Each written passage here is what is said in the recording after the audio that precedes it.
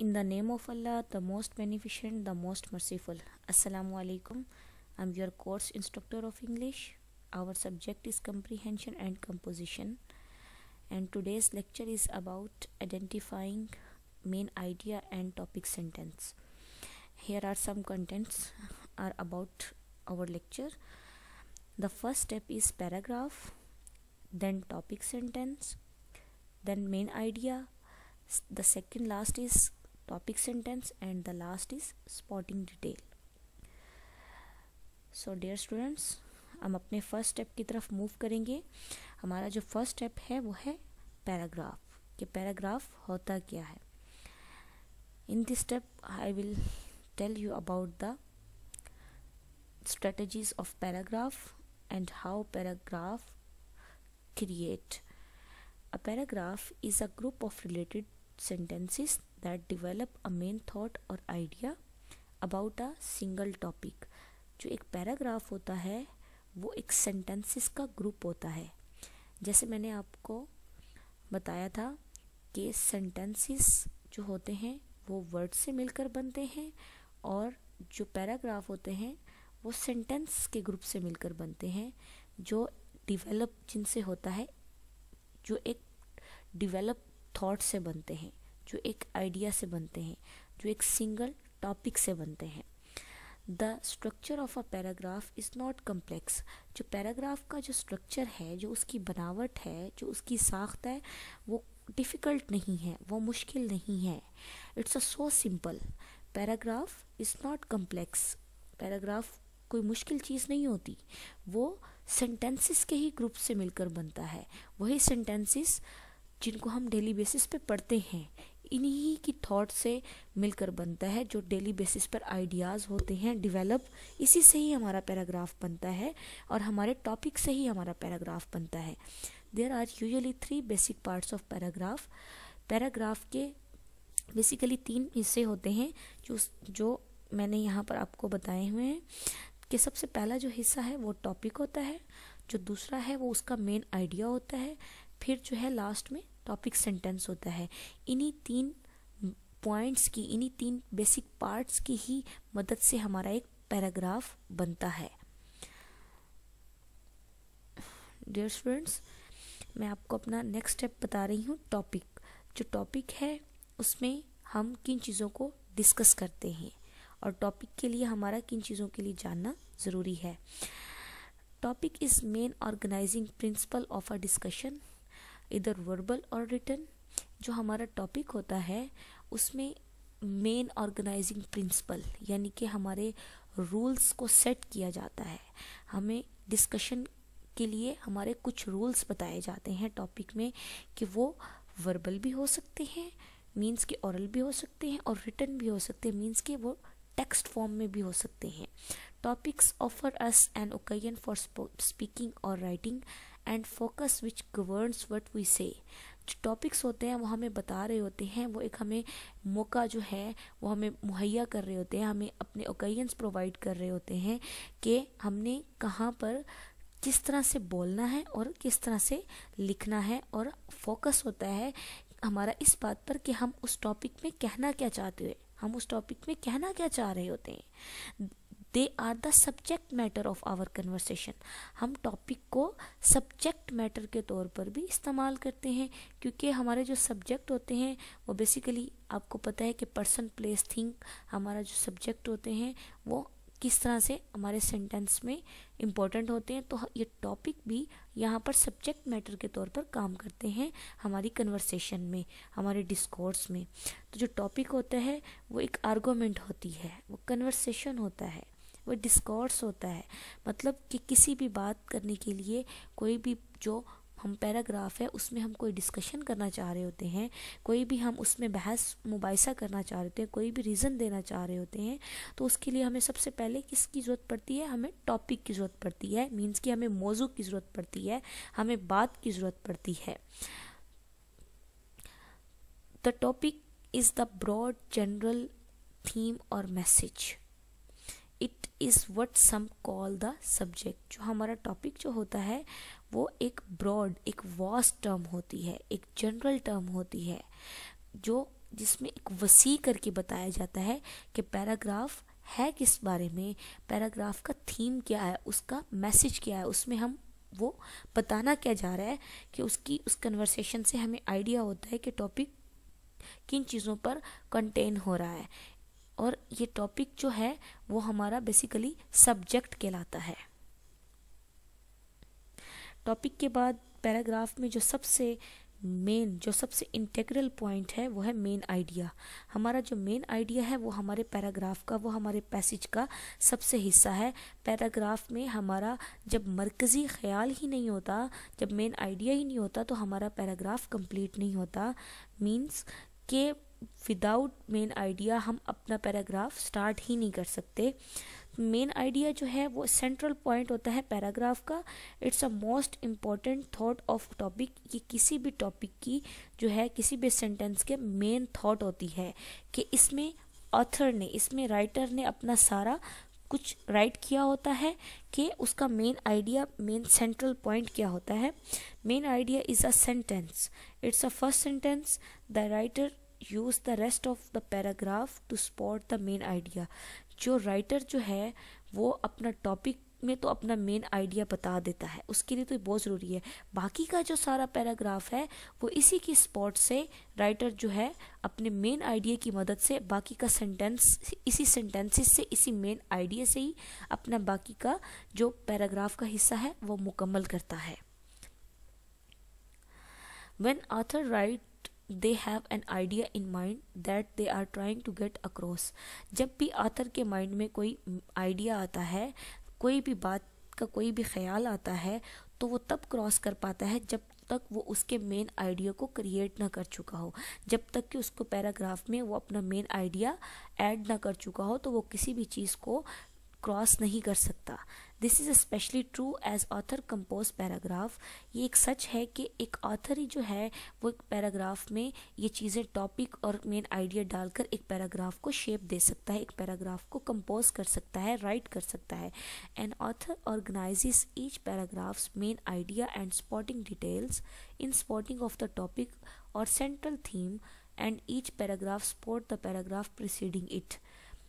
एक ऑथर जो है वो जब चीज़ों को वो एक ऑर्गेनाइज करता है, वो एक सेट करता है पैराग्राफ को मेन आइडिया से, सेंट्रल पॉइंट से, और इसी से ही अब उसको उसके पैराग्राफ को स्पॉट मिलती है, इसी से ही वो अपनी डिटेल्स में जा पाता है टॉपिक की, और सेंट्रल थीम में जाकर उसको एक्सेस होती है कि वो किस चीज़ के बारे में बात करना चाह रहा है। A writer will state his her main idea explicitly somewhere in the paragraph. एक राइटर ही पता चला सकता है कि ही और शी कि वो अपने पैराग्राफ में किस चीज़ को एलेबोरेट कर रहा है, इंटरप्रेट कर रहा है, लेकिन वो इंटरप्रेट चीज़ों को, वो इन चीज़ों की तशरीह वो इन्हीं चीज़ों से कर सकता है, सिर्फ और सिर्फ मेन आइडिया से। The main idea may be stated at the beginning of the paragraph, in the middle or the end। ज़रूरी नहीं है कि हमारा जो मेन आइडिया है वो हमारे पैराग्राफ के शुरू में ही हो। हमारा जो मेन आइडिया है, हमारा जो सेंट्रल पार्ट है, हमारा जो मरकज़ी ख्याल है, वो हमारे पैराग्राफ के, हमारे पैसेज के शुरू में भी आ सकता है, दरमियान में भी आ सकता है, और पैराग्राफ के एंड में भी आ सकता है। तो इसके लिए कोई टर्म्स नहीं है, कोई कंडीशंस नहीं है, कोई शरायत नहीं है इस बारे में कि हमारा जो मेन आइडिया है वो टॉपिक के स्टार्ट में ही हो, वो मौजू के शुरू में ही हो। वो हमारा जो है दरमियान में भी हो सकता है और हमारे पैराग्राफ के एंड में भी हो सकता है। तो अपने मेन आइडिया को बताने के लिए मैं यहाँ आपको डियर स्टूडेंट्स एग्जाम्पल बता रही हूँ किस तरह से हम अपने मेन आइडिया को आइडेंटिफाई करेंगे। हम इस एग्जाम्पल के ही थ्रू अपने मेन आइडिया को आइडेंटिफाई करेंगे, किस तरह से हम उसकी शनाख्त कर सकते हैं कि हम अपने मेन आइडिया को किस तरह से यहाँ पर देखेंगे। तो इसकी फर्स्ट एग्जाम्पल में मैं आपको बताऊंगी कि there are great numbers of deer around here. This whole area is great country for hunters and fisherman. There are bears, mountains, lion and coyotes. To the east there are streams full of trout and there are ducks and geese. The author begins and ends with example. आप इधर इस paragraph देखेंगे, इस paragraph में, इस example में उसने एक सारा अपना जो है एग्जाम्पल में एक great numbers of dares around hair की किसी एक किसकी बात की हुई है, कंट्री की बात की हुई है जहाँ पर बहुत सारे जो है हिरन, बहुत ज़्यादा तादाद में पाए जाते हैं। This whole area is great country, जो ये होल एरिया है जहाँ पर ये बहुत ज़्यादा तादाद में हिरन पाए जाते हैं, ये किसी एक कंट्री में पाए जाते हैं। फॉर हंटर्स एंड फिशरमैन, जहाँ पर बहुत ज़्यादा हंटर्स और फिशर्समैन होते हैं, मीन्स के वहाँ पर शिकारी और मछेरे बहुत एक हद तक पाए जाते हैं। वहाँ पर बेयर्स भी होते हैं, माउंटेन लाइन्स भी होते हैं, वहाँ पर डक्स भी होती हैं, गीज़ भी होती हैं। तो इस पैराग्राफ में हमने अपना सेंट्रल पॉइंट, हमने अपना मेन आइडिया, हमने अपना मरकज़ी ख्याल देखना है कि वो कहाँ है। हमारा जो सेंट्रल पॉइंट है वो हमारे सेकंड सेंटेंस में है। This whole area is great country for hunters and fisherman, कि एक जो हमारा यहाँ पर ये बहुत ज़्यादा तादाद में ये जो एनिमल्स, ये जो जितने भी जो हैं पाए जाते हैं, उसमें हमारा एरिया जो है उस कंट्री का वो मेन आइडिया है, जहाँ पर वो एनिमल्स पाए जाते हैं बहुत बड़ी तादाद में। तो यहाँ हमारा मरकज़ी ख्याल जो है वो इस एग्जाम्पल के सेकंड सेंटेंस में है। This whole area is great country for hunters and fisherman, कि ये जो होल एरिया है एक मुल्क का, वो किसके लिए है, मतलब हंटर्स और फिशरमैन के लिए है। The main idea is stated in the second sentence, जो हमारा आइडिया है वो हमारे सेकंड सेंटेंस में है।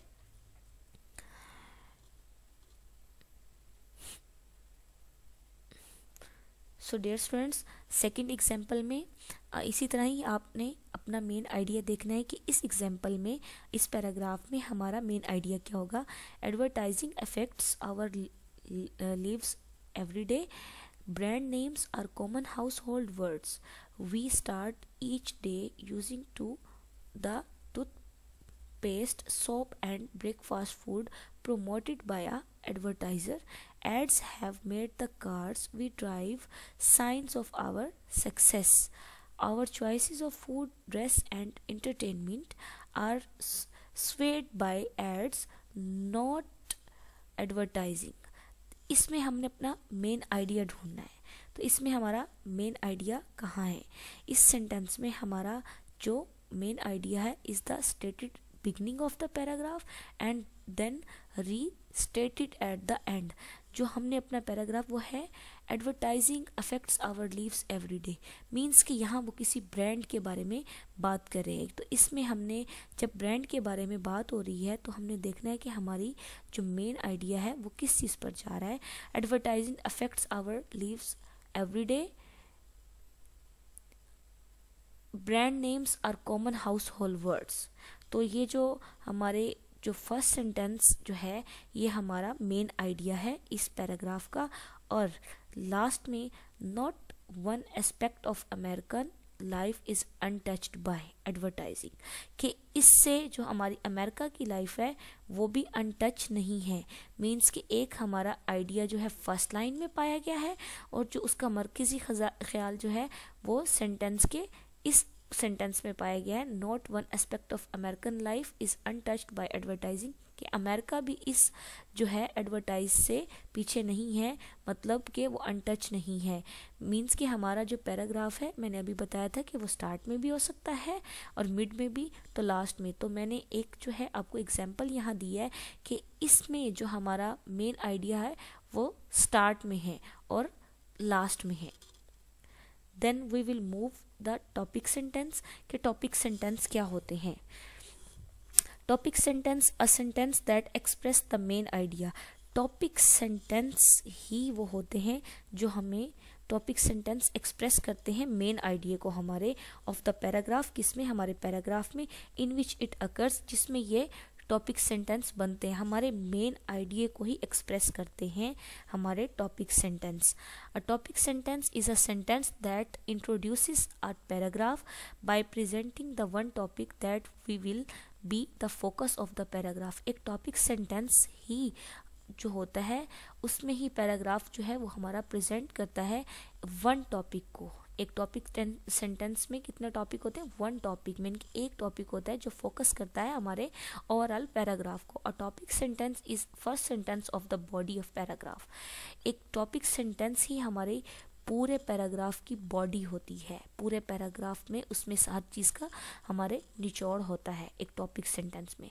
A topic sentence will be broad enough to allow for explication but narrow enough that is does not require a paragraph that is too long. एक topic sentence जो होता है वो एक बहुत ब्रॉड होता है, बहुत वसी होता है, जो हमें मतलब इतना ही अलाउ करता है कि हम किसी चीज़ को एलेबोरेट कर सके, लेकिन ये थोड़ा एक नैरो फॉर्म में होता है जिसमें हम पैराग्राफ को ज़्यादा लॉन्ग नहीं कर सकते। इसलिए वन टॉपिक में ही इस चीज़ में हमें पता चल जाता है कि हमारा मेन आइडिया, मरकज़ी ख्याल, हमारा सेंट्रल पॉइंट क्या एक्सप्रेस हो रहा है। A topic sentence essentially tells reader what the rest of the paragraph is about. Dear students, देखें कि एक टॉपिक सेंटेंस जो होता है, एक मौजू जो होता है, एक बात करने के लिए जो हम जिन जुमलों का इस्तेमाल करते हैं उसके लिए एसेंशियल है, उसके लिए लाजमी है, उसके लिए बेसिक है ये बात कि वो रीडर के लिए जानने के लिए कि हमारा जो पैराग्राफ जो है जो बाकी जो है इसी से कंप्लीट होता है। A topic sentence essentially tells reader what the rest of the paragraph. जो एक टॉपिक सेंटेंस में हमारा मेन आइडिया एक्सप्रेस हो गया, बाकी का पैराग्राफ जो अपना हमारा ऑथर है वो इसी टॉपिक सेंटेंस की मदद से ही और सेंट्रल पॉइंट से ही कंप्लीट करता है। All sentences after it have, और बाकी के जितने भी सेंटेंसेस होते हैं वो इसके बाद होते हैं। पहला हमारा जो पैराग्राफ में होता ही स्टार्ट टॉपिक सेंटेंस से है, जो बाकी के सेंटेंस होते हैं वो इसके बाद होते हैं। जो हमें बाकी के जो सेंटेंस होते हैं वो to give more information about the sentence, बाकी जुमलों के बारे में हमें इन्फॉर्मेशन देते हैं। Prove it by offering facts about it, कि इसके फैक्ट्स क्या है, इसकी हकीकत क्या है, वो किस चीज़ के बारे में हमें ऑफर कर रहे हैं और क्या चीज़ हमें बता रहे हैं, क्या चीज़ हमें मॉडिफाई कर रहे हैं, क्या चीज़ हमें डिस्क्राइब कर रहे हैं, किस चीज़ के बारे में हमें ये डिटेल दे रहे हैं हमारे बाकी के सेंटेंस। क्योंकि पहले तो हमें पता चल गया है कि जो हमारा टॉपिक है वो हमारा सेंटेंस क्या बता रहा है, बाकी के जो सेंटेंस हैं वो इसी टॉपिक सेंटेंस से ही रिलेट करके इसकी मदद से ही हमें बाकी चीज़ों का बताते हैं। इसकी एग्जाम्पल है dear students, if the topic sentence concern the types of endangered species that live in the ocean, then every sentence after that needs to expound on the subject। कि इसमें टॉपिक सेंटेंस में हमारा जो concern है वो एक species की type से है जो कहाँ रहते हैं, ओशन में। तो आप देखें कि जब हमारा किसी चीज़ से कंसर्न है वो हमारा टॉपिक सेंटेंस कौन सा है, इंडेंजर्ड स्पीशीज़ के, मतलब ऐसी स्पीशीज़ जो एक इंडेंजर्ड हैं, मतलब कि जो एक एक्सटेंट है, जो एक ख़तरे में है, मींस कि उनकी जो ज़िंदगी है वो एक ख़तरे में है, इंडेंजर्ड है, तो वो एक समंदर में पाई जाती है। तो हमारा टॉपिक इससे स्टार्ट हो रहा है। तो बाकी के रेस्ट ऑफ द सेंटेंस हैं वो भी इसी से रिलेट करते हुए ही जनरेट होंगे। Topic sentence, there are many possible contributing factors to global warming, ये हमारा एक टॉपिक सेंटेंस है। लेकिन इसमें हमने देखना है कि इस टॉपिक सेंटेंस में हमारा टॉपिक क्या है। There are many possible contributing factors to global warming, ये हमारा एक सेंटेंस है। इसमें हम अपने टॉपिक फाइंड करेंगे। तो हमारा इसमें टॉपिक क्या है, ग्लोबल वार्मिंग, ये हमारा इस सेंटेंस का टॉपिक है। तो सेकंड सेंटेंस में हम अपना टॉपिक सेंटेंस देखेंगे। टॉपिक सेंटेंस जो है हमारा वो क्या है, पार्ट्स ऑफ सेंटेंस। जो हमारा टॉपिक सेंटेंस है उसके लिए हमारे पार्ट्स होते हैं कि हमें पता कैसे चलता है कि हमारा टॉपिक सेंटेंस का स्ट्रक्चर क्या है, उसके पार्ट्स क्या हैं और वो टॉपिक सेंटेंस किन चीज़ों से मिलकर बना है। उसके लिए पहला जो पार्ट है वो है लिमिटिंग टॉपिक, सेकंड है वर्ब, देन है एटीट्यूड, आइडिया, फीलिंग, ओपिनियन और पॉइंट ऑफ व्यू। तो इसकी एग्जाम्पल टॉपिक सेंटेंस की हमारे सामने है कि टॉपिक सेंटेंस एक स्ट्रक्चर से मिलकर बनता है और वो स्ट्रक्चर क्या है, limited topic, verb, idea, attitude, feeling, opinion. जैसे इस एग्जाम्पल में हम इन जो पार्ट्स की जो स्ट्रक्चर है उसको हम बता रहे हैं कि पार्ट्स का स्ट्रक्चर क्या है।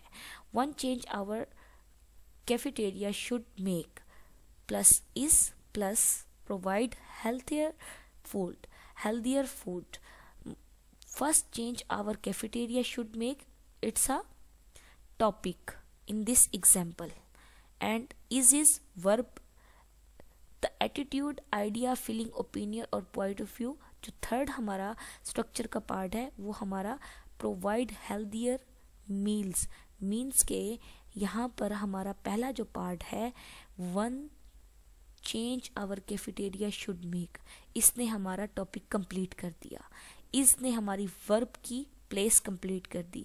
और जो थर्ड पार्ट है प्रोवाइड हेल्दियर मील्स, ये हमारा डेफिनेट सी बात है कि किसी भी एटीट्यूड को, किसी भी आइडिया को, किसी भी ओपिनियन को, किसी भी पॉइंट ऑफ व्यू को शो करेगा।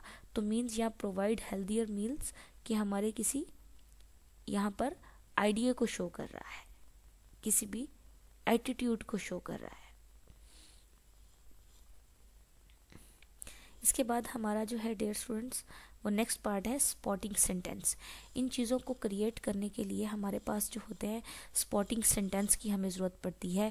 इन चीज़ों की डिटेल में जाने के लिए हमें स्पॉट देनी पड़ती है अपने सेंटेंस को, कि इन स्पॉट से ही हमारा जो है टॉपिक सेंटेंस बनते हैं और मेन आइडियाज बनते हैं पैराग्राफ में। और पैराग्राफ में स्पॉटिंग सेंटेंस बहुत अहमियत रखता है कि जब सेंटेंसेस को स्पॉट मिलेगी तो तब ही नेक्स्ट किसी चीज़ की तरफ मूव होंगे। The spotting sentences of a paragraph are the sentences between the topic sentence and concluding sentence. जो हमारे टॉपिक सेंटेंस होते हैं बेसिकली वो हमारे पैराग्राफ के दरमियान में एक टॉपिक और एक कंक्लूडिंग सेंटेंस के दरमियान वर्क कर रहे होते हैं, कि हमारा जो पहला हिस्सा है टॉपिक और उसका जो एंड वाला पार्ट है कंक्लूड, जहाँ पर हम अपनी चीज़ों को एंड कर रहे होते हैं, उसके दरमियान में जितने भी जो पार्ट्स होते हैं, जो सेंटेंस होते हैं, वो स्पॉटिंग सेंटेंस कहलाते हैं। The spotting sentences spot the topic sentence. और ऑलवेज जो स्पॉटिंग सेंटेंस होते हैं वो सहारा देते हैं, वो स्पॉट देते हैं हमारे टॉपिक सेंटेंस में, पैराग्राफ में हमारे टॉपिक सेंटेंस को। That is they explain and elaborate the point of the paragraph. और हमारे जो पैराग्राफ में हमारे टॉपिक सेंटेंस के बाद जो पॉइंट ऑफ पैराग्राफ होता है उसमें भी हमारे स्पॉटिंग सेंटेंस हमारी हेल्प करते हैं, चीज़ों को जनरेट करते हैं।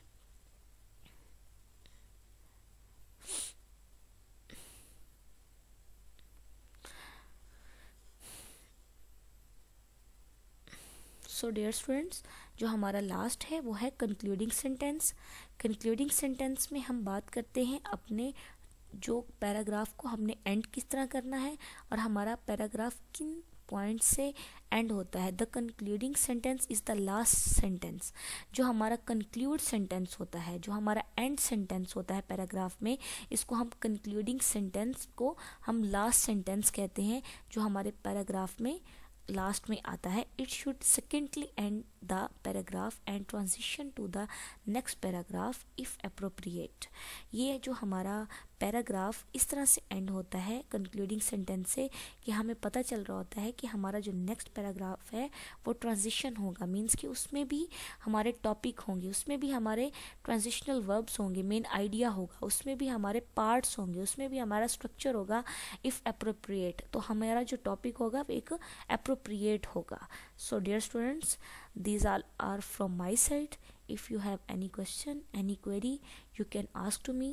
Don't hesitate. अगर आपको कोई भी मसला हो इस लेक्चर से रिलेटेड, इसमें कोई प्रॉब्लम हो तो आप मुझसे पूछ सकते हैं। आपने इन स्लाइड्स पर आपने इन चीज़ों पर फोकस करना है जो मैंने आपसे डिस्कस किए हैं।